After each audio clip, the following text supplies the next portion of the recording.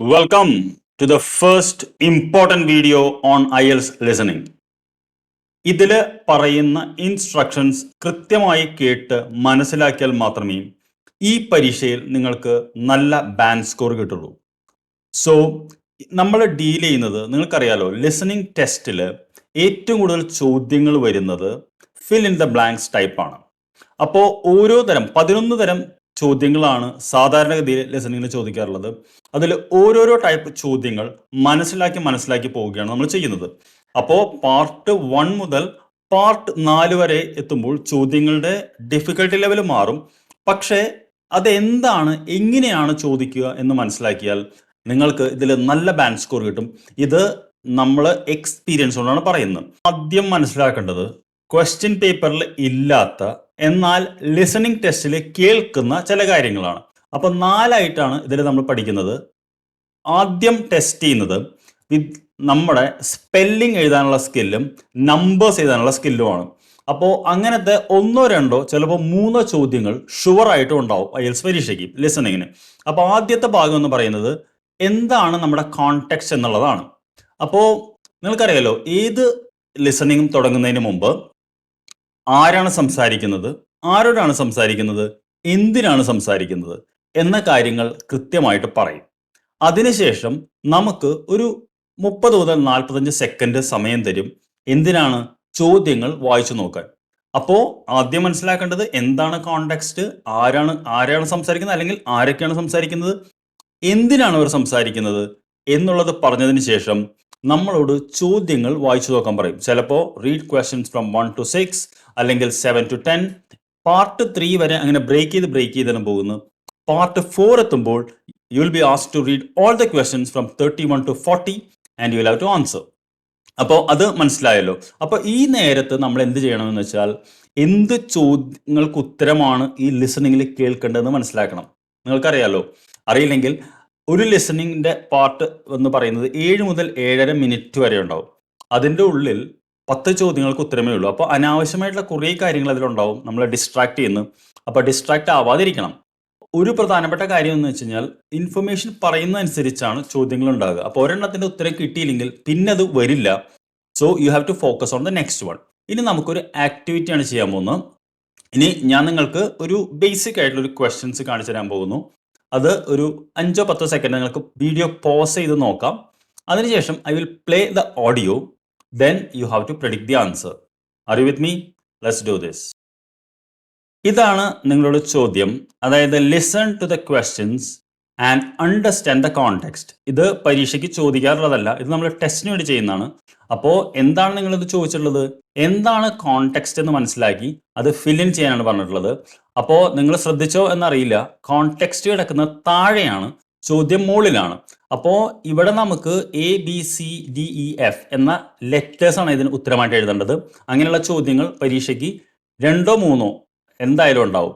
അപ്പോൾ നിങ്ങൾ ആദ്യം നമ്മൾ എന്ത് ചെയ്യണം, കോണ്ടെക്സ്റ്റുകൾ എന്തൊക്കെയാണെന്ന് നോക്കണം. 6 കോണ്ടെക്സ്റ്റാണ് തന്നിട്ടുള്ളത്.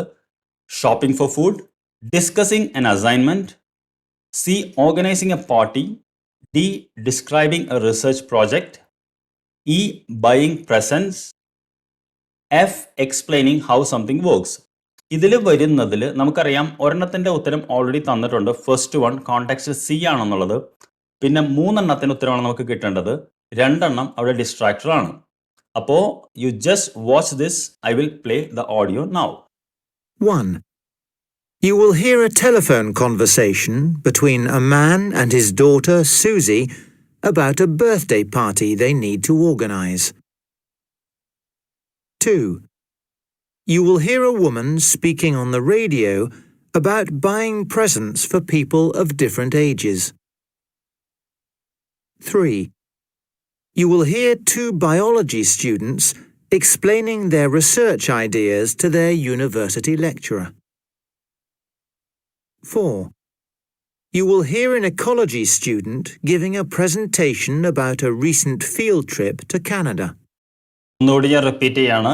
അപ്പോൾ ആദ്യത്തേത് ഒരു ടെലിഫോൺ കോൺവെർസേഷൻ ആണ്. A man and his daughter Susie. നമുക്ക് ഷാർപ്പായിട്ട് ശ്രദ്ധിച്ചു കഴിഞ്ഞാൽ നിങ്ങൾക്ക് നേരത്തെ കേട്ടതിൽ നമുക്ക് മനസ്സിലാവും. സൂസി വിൽ ഓർഗനൈസ് ഇൻവിറ്റേഷൻസ് എന്ന് പറഞ്ഞിട്ട്. അതുകൊണ്ടാണ് നമ്മൾ C എന്നെടുത്തത്. കാരണം രണ്ടാമത്തേല് ഗിഫ്റ്റ്സ് ഫോർ എ ബർത്ത്ഡേ എന്ന് പറയുന്നുണ്ട്. അപ്പോൾ ബർത്ത്ഡേ എന്നുള്ള 2 പ്രാവശ്യം വരുമ്പോൾ നമ്മളത് ഡിസ്ട്രാക്ട് ചെയ്യും. അപ്പോൾ നമ്മൾ പലപ്പോഴും ഇവിടെ സി എന്ന് തന്നിട്ടില്ലെങ്കിൽ നമ്മൾ നാച്ചുറലി ഇവിടെ സി എന്ന് എഴുതാൻ തോന്നും. പക്ഷേ ഈ സൂസി എന്നുള്ള ക്വസ്റ്റ്യൻ ഉള്ളതുകൊണ്ടാണ് ഫസ്റ്റ് കോൺടെസ്റ്റിൽ നമ്മൾ ഓൾറെഡി അവോയ്ഡ് ചെയ്യുന്നത്. പിന്നെ രണ്ടാമത്തെ എന്താണ്, what type of gift does the speaker recommend for a child's party എന്ന് പറയുമ്പോൾ നമുക്കിതിൽ എന്താണ് നോക്കേണ്ടത്? ഓപ്ഷൻ നമ്പർ ഇ ആണ്, ബൈയിങ് പ്രസൻസ്. കാരണം ഇതിൽ എന്താണ് പറയുന്നത്? You will hear a woman speaking on radio about buying presents for people of different ages. അപ്പോൾ ഈ buying presents of different ages എന്ന് പറയുമ്പോൾ അത് കുട്ടികളുടെ ഉണ്ടാവാം, മിഡിൽ ഏജസ് ഉണ്ടാവും. അത് നമ്മൾ ഇമാജിൻ ചെയ്യണം. അത് ആ കോണ്ടെക്സ്റ്റിലില്ല. ഓക്കെ, അതാണ് ഞാൻ പറഞ്ഞു വരുന്നത്. പലപ്പോഴും ഡയറക്റ്റ് ആയിട്ടല്ല വരിക. അപ്പോൾ നമ്മൾ ഓപ്ഷൻ ഇ എന്നാണ് ഇവിടെ എഴുതുന്നത്. Then the students choose this topic because. അപ്പോൾ ഇത് മൂന്നാമത്തേൽ ഉത്തരം ഇത്തിരി കണ്ണിങ് ആണ്. കാരണം ഇവിടെ നമ്മൾ നോക്കിക്കഴിഞ്ഞാൽ options B, discussing an assignment, describing a research project, explaining how something works, അങ്ങനെ 3 ഓപ്ഷൻ കിടക്കുന്നുണ്ട്. നിങ്ങൾ കൃത്യമായിട്ട് ഇത് കേട്ടിരുന്നെങ്കിൽ you will hear 2 biology students explain the research ideas to the university lecturer. അതായത് 2 ബയോളജി സ്റ്റുഡൻസ് അവരുടെ റിസർച്ച് ഐഡിയാസ് ആണ് discuss ചെയ്യുന്നത്.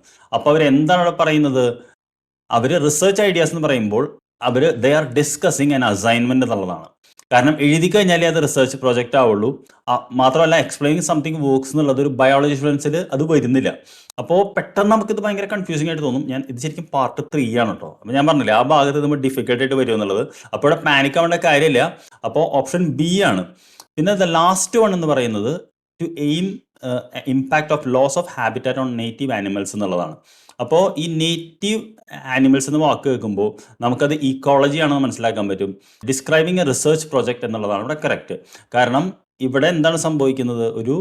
U will hear an ecology student giving a presentation about a recent field trip to Canada എന്ന് പറയുമ്പോൾ അവർ ആ research ചെയ്ത് കഴിഞ്ഞിട്ട് ആ റിസർച്ച് പ്രൊജക്റ്റാണ് ഡിസ്ക്രൈബ് ചെയ്യുന്നത്.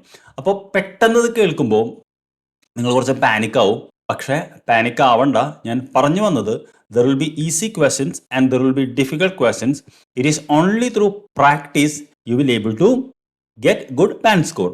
അപ്പോൾ അടുത്ത ഓരോ വീഡിയോകളിലും ഓരോ ഇത് ഞാൻ എക്സ്പ്ലെയിൻ ചെയ്യുമ്പോൾ അത് 2-3 പ്രാവശ്യം കൊണ്ട് മനസ്സിലാക്കി നിങ്ങൾ ആ മോക്ക് ടെസ്റ്റും ചെയ്തു പോകുമ്പോൾ you will be very confident to go to the exam. So don't panic.